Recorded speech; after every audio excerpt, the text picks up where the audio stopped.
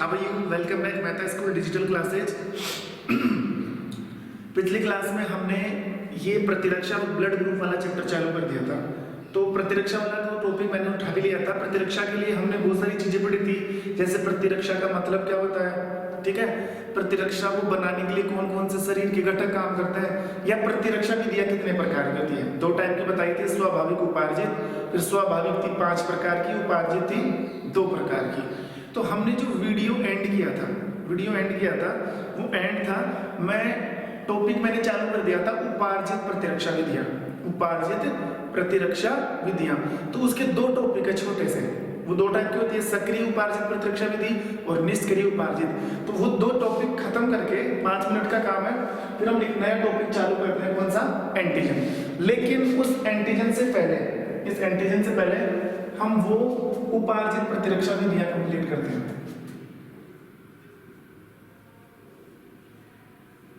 उपार्जित प्रतिरक्षा विधियां, एक्वायर्ड डिफेंस मेथड या एक्वायर्ड इम्यूनो मेथड 2 टाइप की है, एक तो सक्रिय, एक तो कौन सी है, सक्रिय उपार्जित प्रतिरक्षा विधि, और एक कौन सी है, निष्क्रिय उपार्जित प्रतिरक्षा विधि। देखो एक बार हल्का सा रिवाइज कर दूं वापस। इससे पहले का जो मेथड था ना, उपार्जित से पहले, वो थी स्वाभाविक, वो जन्मजात होती है, वो प्राकृतिक होती है, वो अंतर्दिष्ट होती है, वो हमें जन्म से मिलने वाली होती है। और उस प्रतिरक्षा विधि में सभी प्रकार के एंटीजन और सभी प्रकार के प्रतिजनों के लिए पूरा शरीर एकजुट होकर लड़ाई करता है। वो वाला जो मेथड है, कौन सा, स्वाभाविक वाला, वो किसी विशेष प्रतिजन के लिए नहीं लड़ता, किसी विशेष एंटीजेंस के लिए वो इम्यूनिटी सिस्टम या एंटीबॉडी का निर्धारण नहीं करते, वो सारे मिलकर एक साथ लड़ते हैं। लेकिन अगर इसकी बात करें उपार्जित का मतलब होता है प्राप्त करना, एक्वायर्ड करना। ये हम बाद में प्राप्त करते हैं, चाहे कैसे भी प्राप्त किया हो, अच्छे भोज्य पदार्थ लेकर, अच्छा न्यूट्रिशन लेकर, अच्छे टाइप के न्यूट्रिएंट खाकर हमने बाद में इसको प्राप्त किया है। किसी का अच्छा तो किसी का बुरा। लेकिन इस प्रकार की प्रतिरक्षा विधि में क्या किया जाता है, इस प्रकार की प्रतिरक्षा विधि में किसी विशेष एंटीजन के लिए विशेष एंटीबॉडी का निर्माण होता है। सभी प्रकार के एंटीजेंस के लिए, सभी प्रकार के प्रतिजनों के लिए ये विधि काम नहीं करती, ये विशिष्ट होती है। इस प्रतिरक्षा विधि को अनुकूली और विशिष्ट प्रतिरक्षा विधि भी कहते हैं, क्योंकि यह प्रतिरक्षा विधि विशिष्ट एंटीजन और विशिष्ट प्रतिजन के लिए विशिष्ट एंटीबॉडी का निर्माण करती है। फिर इसको 2 भागों में क्यों बांटा, बिल्कुल इजी है। सक्रिय उपार्जित प्रतिरक्षा विधि एक कौन सी है, निष्क्रिय। सक्रिय का मतलब ये है, नोटिस करना, सक्रिय उपार्जित प्रतिरक्षा विधि का मतलब ये है कि देखो, ये तुम्हें पता है कि इसमें स्पेशल एंटीजन के लिए स्पेशल एंटीबॉडी बनेगी, ठीक है, लेकिन इसमें एंटीबॉडी शरीर खुद बनाएगा। बस इतना सा ध्यान रखना, इसमें जो एंटीबॉडी बनेगी ना, इसमें एंटीबॉडी कौन बनाएगा, शरीर स्वयं। बॉडी सेल डिटरमाइन करेगी किसका, एंटीबॉडीज का। और जो भी एंटीजन बाहर से आ रहे हैं तो शरीर डब्ल्यूबीसी क्या करेगी, एंटीबॉडी बना लेगी, उनको तुरंत किल कर देगी। लेकिन जो निष्क्रिय उपार्जित प्रतिरक्षा विधि है ना, इसमें जो एंटीबॉडी है वो शरीर नहीं बनाता है, बस हल्का सा फर्क है। वो तो हमें पता है कि स्पेशल एंटीजन के लिए स्पेशल एंटीबॉडी बनने वाली है इस वाले मेथड में, लेकिन सक्रिय का मतलब है स्पेशल एंटीजन के लिए स्पेशल एंटीबॉडी शरीर खुद बनाएगा, बॉडी खुद डिटरमाइन करेगी। लेकिन जो इनएक्टिव एक्वायर्ड इम्यूनिटी वाला मेथड है, उसके अंदर जो विशिष्ट एंटीजन आ रहा है उसके लिए जो स्पेशल एंटीबॉडी बन रही है वो शरीर खुद नहीं बना रहा, ये एंटीबॉडी हमें बाहर से लेनी पड़ेगी, और बाहर से हम लेंगे इंजेक्शन के थ्रू। याद करो, बचपन में 8 साल से पहले, 5 साल से पहले कुछ टीके लगते हैं कि नहीं लगते। वो टीके लगाने का मतलब है, जैसे हमें पोलियो की ड्रॉप पिलाई जाती है, तो उस पोलियो की दवाई के अंदर क्या होता है, पोलियो की दवाई में पोलियो वायरस के लिए एंटीबॉडी होती है। जैसे हमने 5 साल से पहले वो ड्रॉप पी, तो वो जो पोलियो की दवाई थी वो हमारे खून में चली गई, खून में जाकर उस पोलियो की दवाई ने एंटीबॉडी बना दिया। किसके लिए? स्पेशल पोलियो वायरस के लिए। स्पेशल किसके लिए? पोलियो वायरस के लिए। जब कभी भी इन फ्यूचर पोलियो वायरस अगर बॉडी के अंदर जाता है तो फिर हमने पहले से एंटीबॉडी बना रखी है, ठीक है, हमने दवाई ली थी ना, एंटीबॉडी बनी है, जैसे पोलियो वायरस अंदर जाएगा एंटीजन के रूप में जाएगा तो वो एंटीबॉडी जो पहले से हमने पी रखी है वो उसको तुरंत पहचान लेगी और उसको क्या कर देगी, खत्म कर देगी। लेकिन वो जो एंटीबॉडी हमने पी रखी है वो हमने बाहर से ली है, उस शरीर ने खुद ने नहीं बनाया, उस एंटीबॉडी को हमारी बॉडी ने खुद नहीं बनाया, वो हमने दवाई के रूप में बाहर से मतलब शरीर ने नहीं बनाया, हमने अलग से लिया है उसको।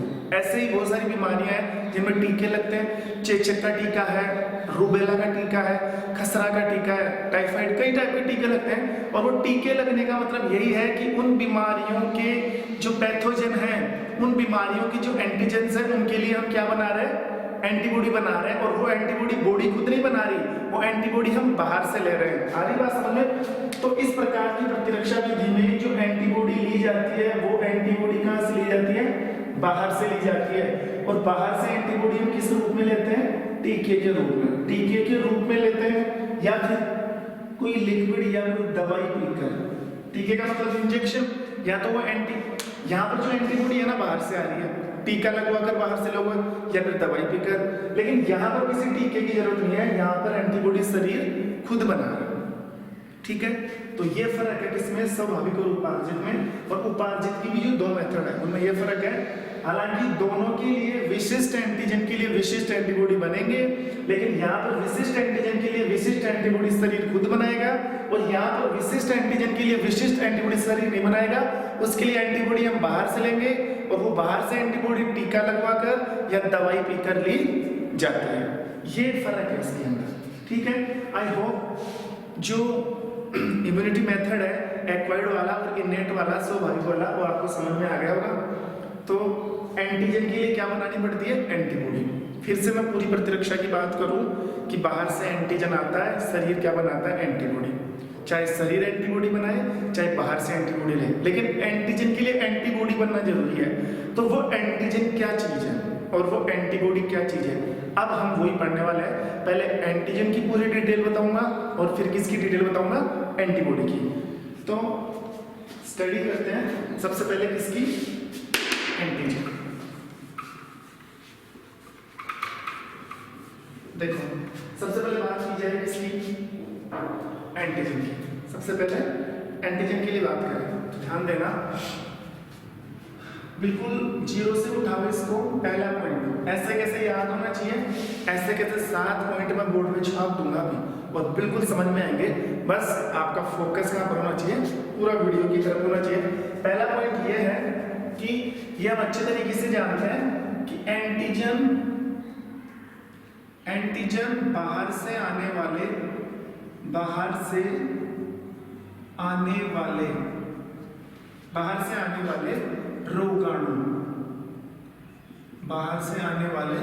रोगाणु या पैथोजन होते हैं। पैथोजन का मतलब बीमारी फैलाने। एंटीजन बाहर से आने वाले रोगाणु होते हैं, ठीक है। तो फिर हम यहाँ से ये भी तो कह सकते हैं ना कि जनरली एंटीजन बाहर से आए, एंटीजन तो शरीर के अंदर भी बन सकते हैं। एंटीजन शरीर में भी निर्मित हो सकते हैं। जैसे शरीर में कौन से एंटीजन हो सकते हैं, जैसे कैंसर कोशिका। सबसे पहले एंटीजन का मीन समझाओगे, एंटीजन मतलब बीमारी। अब वो बीमारी बाहर से भी आ सकती है पैथोजन के रूप में, बैक्टीरिया, वायरस, फंगी या प्रोटोजोआ, किसी भी फॉर्म में बाहर से आ सकती है। या फिर एंटीजन क्रिएट हो सकते हैं, फॉर्म्ड हो सकते हैं in our body as a form of cancer cells, ठीक है। कौन से प्रकार के रूप में हो सकते हैं, कैंसर कोशिका के रूप में। अंदर कोई कैंसर कोशिका बन गई तो बाहर से थोड़ी है कैंसर कोशिका, अंदर बनी, अंदर बीमारी फैलाएगी तो वो अंदर वाला एंटीजन, बाहर से कोई बैक्टीरिया आया तो बाहर वाला एंटीजन, ऐसे। सबसे पहले इसका मतलब। तीसरा पॉइंट ये है कि एंटीजन का वेट कितना होता है। देखो एंटीजन हो या एंटीबॉडी, दोनों एक स्पेशल टाइप की प्रोटीन होती है। तो ये जो एंटीजन है ना, एंटीजन का वेट, एंटीजन हमें आंखों से दिखाई भी नहीं दे सकते, नग्न आंखों से या नेक्ड आई से हम इनको नहीं देख सकते। तो बहुत छोटी इकाई है, द्रव्यमान की बहुत छोटी इकाई है, जिसको हम किस में मेजर करते हैं, डाल्टन में। तो एंटीजन का वेट होता है 6000 डाल्टन, 6000 डोल्टन। और ये जो डोल्टन है ना, ये द्रव्यमान की छोटी इकाई है, इतना इनका भार होता है। 6000 भी होता है, कुछ एंटीजन का 6 से ज्यादा भी होता है, 6000 या 6000 से ज्यादा। नेक्स्ट, एंटीजन का संगठन, कंपोजिशन ऑफ एंटीजन, मतलब एंटीजन किस किस का बना होता है। तो सुनना ध्यान से, एंटीजन बना होता है प्रोटीन प्लस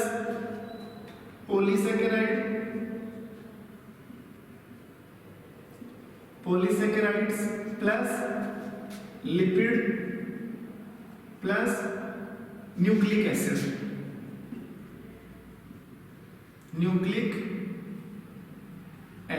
और न्यूक्लिक एसिड दो टाइप के होते हैं, डीएनए और आरएनए। देखो जो एंटीजन होते हैं किस किस के बने होते हैं, प्रोटीन आप जानते हो, पॉलीसेकेराइड होता है कार्बोहाइड्रेट। पॉलीसेकेराइड क्या होता है, कार्बोहाइड्रेट। कार्बोहाइड्रेट 3 टाइप के होते हैं, पॉलीसेकेराइड, ओलिगोसेकेराइड और मोनोसेकेराइड। तो जो पोली वाले होते हैं ना, पोली वाले वो जटिल कार्बोहाइड्रेट होते हैं। तो जटिल को हम सरल में तोड़ते हैं, वो आहार में टूटता है ना, जटिल किस में टूटता है, सरल में। मतलब एक पोली कार्बोहाइड्रेट का एग्जांपल दूं, स्टार्च सुना होगा ना, और एक सरल कार्बोहाइड्रेट मतलब मोनोसेकेराइड का एग्जांपल दूं, ग्लूकोज। तो ये जटिल कार्बोहाइड्रेट से बने होते हैं, जैसे स्टार्च, ठीक है, मंड। लिपिड क्या होती है, वसा। और न्यूक्लिक अम्ल या न्यूक्लिक एसिड दो होते हैं, डीएनए और आरएनए। डीएनए की फुल फॉर्म होती है डीऑक्सी राइबोन्यूक्लिक एसिड, और इसका मतलब होता है राइबोन्यूक्लिक एसिड। तो इन सबसे मिलकर कौन बना होता है, एंटीजन। इन सबसे मिलकर कौन बना होता है, एंटीजन। नंबर 4, हाँ नंबर 4 में ध्यान रखना, जब एंटीजन शरीर में आता है, नोटिस करना, जब एंटीजन बॉडी के अंदर एंट्री मारता है, जैसे ही एंटीजन शरीर के अंदर आया, इसके शरीर में घुसते ही WBC एक्टिव हो जाती है। WBC क्या हो जाती है, एक्टिव। समझ आ रहा ना, जैसे एंटीजन बॉडी के अंदर घुसा, WBC एक्टिव, सक्रिय हो गई। देखते हैं तो WBC क्या करेगी, WBC की कोशिका होती है बी लिम्फोसाइट। WBC की कोशिका होती है कौन सी, बी लिम्फोसाइट। और जो बी लिम्फोसाइट है ना, तो WBC क्या करेगी, बी लिम्फोसाइट को बोलेगी चेंज करने को बोलेगी, और बी लिम्फोसाइट चेंज हो जाएगी प्लाज्मा कोशिका में, प्लाज्मा कोशिका के अंदर। और प्लाज्मा कोशिका बना लेती है क्या, एंटीबॉडी। प्लाज्मा कोशिका तुरंत क्या बनेगी, एंटीबॉडी। फिर यही एंटीबॉडी इस एंटीजन को क्या करेगी, किल करेगी, इसको मार देगी। ये प्रोसेस होता है, ध्यान से देखना वापस। जब एंटीबॉडी शरीर के अंदर घुसता है, तो घुसते ही WBC उठ जाता है। उठने का मतलब WBC एक्टिव हो गया, सक्रिय हो गया WBC। फिर WBC इंडिकेट करेगा बी लिम्फोसाइट को, अपनी ही कोशिका को, बी लिम्फोसाइट को। फिर बी लिम्फोसाइट क्या, क्योंकि बी लिम्फोसाइट खुद जाके चेंज हो जाती है किसके अंदर, प्लाज्मा कोशिका के अंदर। और प्लाज्मा कोशिका चेंज हो जाती है किसके अंदर, एंटीबॉडी के अंदर। और यही एंटीबॉडी इस एंटीजन को क्या कर देती है, मार देती है। ठीक है, यही एंटीबॉडी। और हम यही तो पढ़ रहे हैं कि एंटीजन को कौन मारता है, एंटीबॉडी। तो एंटीजन के विरुद्ध एंटीबॉडी कैसे बनती है, ये वाला प्रोसेस होता है। एंटीजन घुसा, WBC उठी, बी लिम्फोसाइट को इंडिकेट किया, बी लिम्फोसाइट प्लाज्मा में चेंज हुई, प्लाज्मा खुद एंटीबॉडी बना लिया, और एंटीबॉडी ने एंटीजन को क्या कर दिया, मार दिया। अब जो मैं पॉइंट बताने जा रहा हूं, उसको थोड़ा सा सोचना विचारना, कि मैं ये कह रहा हूं कि जो एंटीजन के विरुद्ध एंटीबॉडी बनती है, उसमें एंटीजन का केवल प्रोटीन वाला भाग हिस्सा रहता है। देखो समझाता हूं, एंटीजन के अपोज में जो एंटीबॉडी बन रही है ना, कैसे बन रही है, ऐसे बन रही है। एंटीजन के विरुद्ध जो एंटीबॉडी बनती है, तो इस प्रक्रिया में, इस प्रतिरक्षा निर्माण में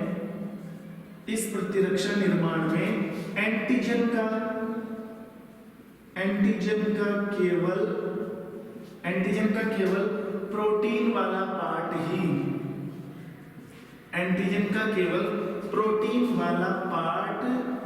ही, भाग लेता है। एंटीजन का केवल प्रोटीन वाला पार्ट ही भाग लेता है। समझना, एंटीजन के विरुद्ध क्या बनी, एंटीबॉडी बनी। अब मैं ये कहूं तुमको, समझना, अब मैं ये बोलूं कि खुद एंटीजन सूचना देता है एंटीबॉडी को कि मैं आ गया, अगर मैं इसको साधारण तरीके से समझाऊं तो जैसे एंटीजन घुसेगा ना, तो एंटीजन तो प्रोटीन का बना हुआ है, एंटीजन प्रोटीन का भी बना हुआ है, पॉलीसेकेराइड का भी, लेकिन एंटीजन का सबसे इंपॉर्टेंट पार्ट कौन सा होता है? प्रोटीन। और प्रोटीन का काम होता है शरीर में सूचना देना। आप ऐसे समझ सकते हो, प्रोटीन का काम होता है शरीर में सूचना देना। और भी बहुत सारे काम है, लेकिन ये इंडिकेट भी करता है। तो जैसे ही एंटीजन शरीर में घुसा, एंटीजन खुद WBC को सूचना देगा कि मैं आ गया, मुझे मारो। अब आप सोच सकते हो कितनी सोचने वाली बात है। एंटीजन खुद अपने आप को मरवाने के लिए किसको सूचना दे रहा है? एंटीबॉडी को। ठीक है, तो एंटीजन घुसा तो एंटीबॉडी बनी, तो एंटीबॉडी बनेगी तो एंटीबॉडी एंटीजन को मारेगी कि नहीं मारेगी? तो मारने से हमारे शरीर का क्या बन जाएगा? प्रतिरक्षा निर्माण, मतलब हम रोगों से बच गए। तो इस प्रतिरक्षा निर्माण में एंटीजन अपने आप को मरवाने के लिए जो एंटीबॉडी बनवाएगा, उसमें एंटीजन का केवल प्रोटीन वाला पार्ट ही भाग लेता है। मतलब एंटीजन के विरुद्ध जो एंटीबॉडी बनती है ना, फिर उससे प्रतिरक्षा बनती है। तो एंटीजन के विरुद्ध जो एंटीबॉडी बन रही है, उसमें एंटीजन का प्रोटीन वाला भाग एंटीबॉडी को सूचना दे रहा है कि मैं आ गया। बाकी प्रतिरक्षा निर्माण के अंदर एंटीजन के प्रोटीन वाले भाग के अलावा ये वाले भाग काम नहीं करते। मैं फिर से बोल रहा हूँ, एंटीजन के विरुद्ध जो एंटीबॉडी बनती है, जिससे प्रतिरक्षा निर्माण है, पार्ट बनता है, प्रतिरक्षा बनता है, उस प्रतिरक्षा निर्माण में एंटीजन का केवल प्रोटीन वाला भाग हिस्सा लेता है। प्रोटीन के एंटीजन के अन्य भाग हिस्सा नहीं लेते। सिर्फ प्रोटीन इस चीज में हिस्सा लेता है, क्योंकि प्रोटीन जानकारी देता है, सूचना देता है, बाकी इनका कोई काम नहीं है प्रतिरक्षा निर्माण। ठीक है, ये बात मेरे को समझानी थी। नेक्स्ट पॉइंट देखो, नेक्स्ट पॉइंट में ये बोलूं कि एंटीजन और एंटीबॉडी का जब एंटीजन के विरुद्ध एंटीबॉडी बन जाता है, तो एंटीजन और एंटीबॉडी आपस में मिलेंगे, क्योंकि वो उसको मारेगा। एंटीबॉडी किसको मारेगा? एंटीजन को। तो दूर से थोड़ी मारेगा, वो कौन सी बंदूक लेके बैठा है कि उसको उड़ा देगा। दोनों को आपस में क्रिया करनी पड़ेगी, तब जाकर एंटीबॉडी किसको मारेगा? एंटीजन को। लेकिन जब वो मिलेंगे ना, तो मेरा कहने का मतलब ये है, नेक्स्ट पॉइंट यही है कि उनका पूरा शरीर नहीं मिलता। देखो कैसे, समझना। जैसे मेरे ये दो हाथ हैं, ये एंटीजन, ये एंटीबॉडी। अब मैं इन दोनों को मिलाऊं तो ये तो पूरा शरीर मिल गया, मेरे हाथ का पूरा पार्ट मिल गया। लेकिन एंटीजन एंटीबॉडी ऐसे पूरे नहीं मिलते आपस में।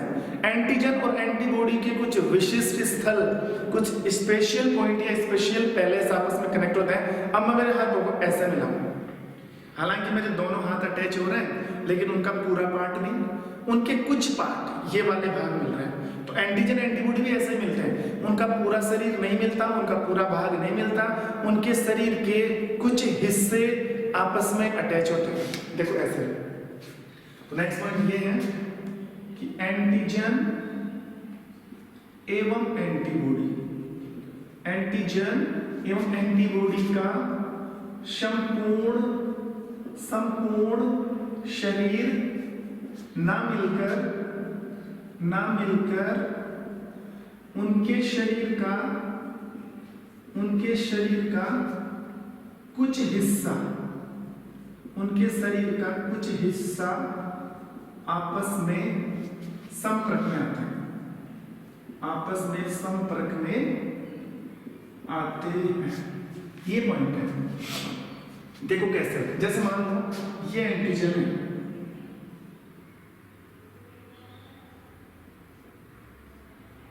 ये एंटीजन ऐसे, ठीक है, ये एंटीजन है और ये एंटीबॉडी है।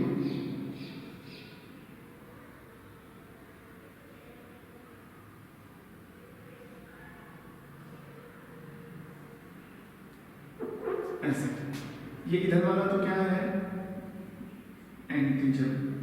इधर वाला क्या है? एंटीबॉडी। ये क्या है? एंटीबॉडी। ये एंटीजन और ये एंटीबॉडी। तो जब एंटीजन एंटीबॉडी आपस में मिलेंगे ना, तो पूरा शरीर नहीं मिलेगा। देखो एंटीजन का ये वाला भाग है ना, ये वाला भाग जिसको मैं थोड़ा सा डार्क कर रहा हूं, ये वाला भाग, एंटीजन का ये वाला भाग और एंटीबॉडी का ये वाला भाग, एंटीबॉडी का, यही तो मिलेंगे आपस में। जैसे पहले हमने घरों में देखा होगा, जो हमारा बिजली का बोर्ड होता है, उसमें कट आउट लगा होता था, उसको हम निकालते थे और वो फिट हो जाता था, वैसे वाला प्रोसेस है। तो एंटीजन का ये वाला भाग, मेरे शब्दों पर नोटिस करना, एंटीजन का ये वाला भाग और एंटीबॉडी का ये वाला भाग, ये आपस में संपर्क में आने वाले हैं। एंटीजन एंटीबॉडी का संपूर्ण शरीर ना मिलकर उनके शरीर का कुछ हिस्सा आपस में संपर्क में आता है, तो ये वाला भाग तो मिल ही नहीं पाएगा, ये वाले पार्ट नहीं मिल पाएंगे, सिर्फ ये वाले पार्ट मिल पाएंगे। अब सुनना, अब क्वेश्चन उठेगा यहाँ से। क्वेश्चन ये है कि एंटीजन का वह भाग जो एंटीबॉडी से मिलेगा, एंटीजन के उस भाग को एपिटोप बोलते हैं या एंटीजेनिक निर्धारण बोलते हैं। देखो ये वाला एंटीजन का ये वाला भाग ये तो किससे मिलने वाला है, एंटीबॉडी को, तो इस वाले भाग को बोलते हैं एपिटोप। और यही एपिटोप वाला क्वेश्चन पिछली बार एग्जाम में पूछा गया कि एपिटोप किसे कहते हैं। इसको एपिटोप बोलते हैं या एंटीजेनिक निर्धारण, एंटीजेनिक निर्धारण, समझ गए। एंटीजन का वह भाग जो एंटीबॉडी से मिलने वाला है, पूरा शरीर तो मिलेगा नहीं, और ये वाला पार्ट ही मिलेगा, और इस वाले पार्ट को बोलते हैं एपिटोप या फिर एंटीजेनिक निर्धारण, एंटीजेनिक डिटरमिनेंट या एपिटोप बोलते हैं। क्लियर। नेक्स्ट, एंटीबॉडी का वह भाग जो एंटीजन से मिलेगा। देखो ये वाला भाग तो कौन सा है, ये एंटीजन का वह भाग है जो एंटीबॉडी से मिलता है। अब एंटीबॉडी का वह भाग देखो जो एंटीजन से मिलेगा, तो एंटीबॉडी का वह भाग जो एंटीजन से मिलने वाला, तो इस भाग का नाम है पैराटोप। इस भाग का क्या नाम है, पैराटोप। एंटीजन का वह भाग जो एंटीबॉडी से मिलेगा एपिटोप या फिर एंटीजेनिक निर्धारण, ठीक है, एंटीजेनिक निर्धारण, या एंटीबॉडी का वह भाग जो एंटीजन से मिलेगा उसको क्या बोलते हैं, पैराटोप। तो कुल मिला के आप ये सोच सकते हो और आप कह भी सकते हो कि सर एपिटोप और पैराटोप आपस में मिलेंगे। बिल्कुल सही है, एपिटोप और पैराटोप आपस में मिलेंगे, ठीक है, क्लियर। अब ये भी ध्यान रखना कि चाहे मैं एंटीजन की बात करूं चाहे मैं एंटीबॉडी की बात करूं, एंटीजन हो या एंटीबॉडी, दोनों प्रोटीन से बने हुए हैं। दोनों किससे बने होते हैं। नेक्स्ट पॉइंट देखो, नेक्स्ट पॉइंट है हालांकि इसी से मिला जुला है, चाहे एंटीजन हो या फिर एंटीबॉडी, दोनों किसके बने होते हैं, प्रोटीन के। किसके बने होते हैं, प्रोटीन के। और प्रोटीन की सूक्ष्म इकाई क्या होती है, एमिनो। कई बार पढ़ चुके हो, प्रोटीन की सूक्ष्म इकाई क्या होती है, एमिनो अम्ल। एमिनो अम्ल, ठीक है। तो ये भी प्रोटीन है, ये भी प्रोटीन है। अब मैं ये कह रहा हूं चाहे एपिटोप हो चाहे पैराटोप हो, ये प्रोटीन के तो बने हुए हैं। जब पूरा एंटीजन एंटीबॉडी प्रोटीन से बना है तो ये भी प्रोटीन से बना है। तो एपिटोप और पैराटोप भी किससे बना है, प्रोटीन से। और प्रोटीन किससे बना हुआ है, एमिनो अम्लों से। तो हम डायरेक्ट कह सकते हैं ना कि एपिटोप और पैराटोप किसके बने हुए हैं, एमिनो अम्लों के। अब मेरा क्वेश्चन ये है कि एपिटोप और पैराटोप को बनाने के लिए, एपिटोप और पैराटोप को बनाने के लिए प्रोटीन की अनेक एमिनो अम्ल इकाइयां काम में आती है। नेक्स्ट पॉइंट ये है कि एपिटोप और पैराटोप को बनाने के लिए, एपिटोप और पैराटोप को बनाने के लिए एमिनो अम्लों की अनेक इकाइयां काम में आती हैं, अनेक इकाइयां काम में आती है। सुनो देखो वापस, एंटीजन एंटीबॉडी किससे बने हुए हैं, प्रोटीन से। प्रोटीन किससे बना हुआ है, एमिनो अम्लों से। तो इस एंटीजन का ये वाला भाग एपिटोप, इस एंटीबॉडी का ये वाला भाग पैराटोप, ये भी तो प्रोटीन से बने हैं ना, ये भी तो एमिनो एसिड से बने हैं ना। तो ये एमिनो अम्लों की अनेक इकाइयों से बने होते हैं। एपिटोप और पैराटोप एमिनो अम्लों की अनेक इकाइयों से, वही लिखा मैंने, एपिटोप पैराटोप को बनाने के लिए एमिनो अम्लों की अनेक इकाइयां काम में आती है। और इन अनेक इकाइयों को एपिटोप और पैराटोप की संयोजकता कहते हैं। ये इंपॉर्टेंट क्वेश्चन है। इन्हें एपिटोप या फिर पैराटोप की क्या बोलते हैं, संयोजकता। क्या बोलते हैं, संयोजकता। अगर मैं ये कहूं कि एपिटोप 5 एमिनो अम्लों की इकाइयों से मिलकर बना हुआ है तो उसकी संयोजकता हो गई 5, यानी कि एमिनो अम्लों की जो संख्या है ना, एपिटोप पैराटोप किससे बने हुए हैं, प्रोटीन से। प्रोटीन किससे बना, एमिनो अम्लों से। तो एपिटोप और पैराटोप दोनों किससे बने हुए हैं, एमिनो अम्लों की इकाइयों से। और उन एमिनो अम्लों की इकाइयों को एपिटोप पैराटोप की क्या बोलते हैं, वैलेंसी, संयोजकता। अगर पैराटोप एपिटोप 10 एमिनो अम्लों से बने हुए हैं तो संयोजकता 10 हो गई। अगर एपिटोप पैराटोप 20 एमिनो अम्लों से बने हैं तो संयोजकता 20 हो गई। उनकी संख्या को संयोजकता कहते हैं। और यहाँ तक कि कुछ एंटीजन ऐसे होते हैं, कुछ बैक्टीरिया वायरस ऐसे होते हैं जिनमें एमिनो एसिड की संख्या 100 के ऊपर होती है, यानी कि एपिटोप पैराटोप की संयोजकता 100 के बाहर जाती है। ये था मेरा समझाने का मतलब। क्लियर? अब देखो 2 पॉइंट और बचे हैं, ध्यान देना, इंपॉर्टेंट है। एंटीजन को मैं कोशिका बोल सकता हूँ क्या? बिल्कुल, एंटीजन एक कोशिका है। एंटीजन अगर जीवाणु के रूप में है तो जीवाणु एक कोशिका में होते हैं, पूरा एक कोशिका है। एंटीबॉडी को भी मैं क्या बोल सकता हूँ? कोशिका बोल सकते हैं, क्योंकि WBC तो एंटीबॉडी बना रही है, कोशिका तो बना रही है। तो एंटीजन हो या एंटीबॉडी, दोनों कोशिका है। ये समझना बहुत इंपॉर्टेंट क्वेश्चन है। दोनों कोशिका है। जब दोनों कोशिका आपस में मिलती है, क्यों मिलती है? एंटीजन खुद को मरवा रहा है किसके जरिए? एंटीबॉडी के लिए। जब तक दोनों अटैच नहीं होंगे तब तक एंटीबॉडी एंटीजन को नहीं मार सकती। एंटीजन को मरने के लिए एंटीबॉडी के संपर्क में आना ही होगा। तो दोनों कोशिकाओं के मध्य क्रिया हो रही है, दोनों कोशिकाओं के मध्य क्रिया। क्यों क्रिया हो रही है? क्योंकि एंटीबॉडी एंटीजन को मारेगा, नहीं मारेगा तो शरीर का प्रतिरक्षा नहीं बनेगा। तो शरीर की प्रतिरक्षा प्रणाली बनाने के लिए एंटीजन, एंटीबॉडी को एंटीजन से मिलना ही होगा और मिलकर उसको मारना ही होगा। 2 कोशिकाओं के मध्य क्रिया होनी ही होगी।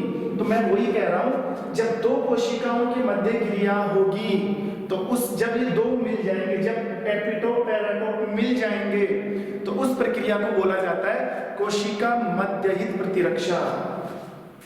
जिसको क्या बोला जाता है?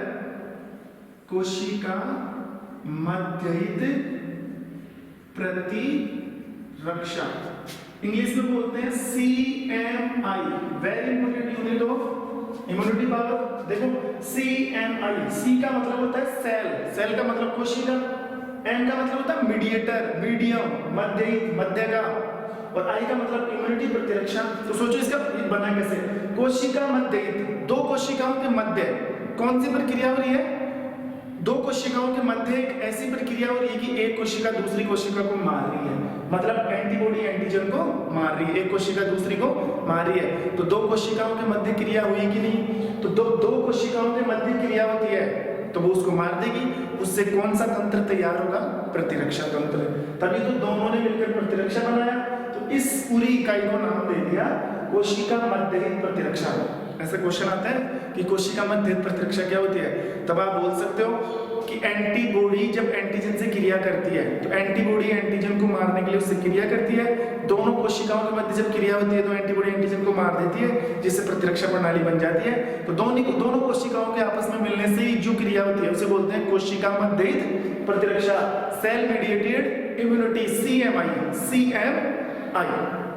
बस लास्ट चीज इस चैप्टर की, सॉरी इस टॉपिक की लास्ट, और वो लास्ट चीज ये है कि मैं वैसे ही बता देता हूं, एंटीजन के विरुद्ध एंटीबॉडी बनने के पद, एंटीजन के विरुद्ध एंटीबॉडी बनने के भाग। देखो जब एंटीजन शरीर के अंदर आता है ना तो एंटीबॉडी बनता है।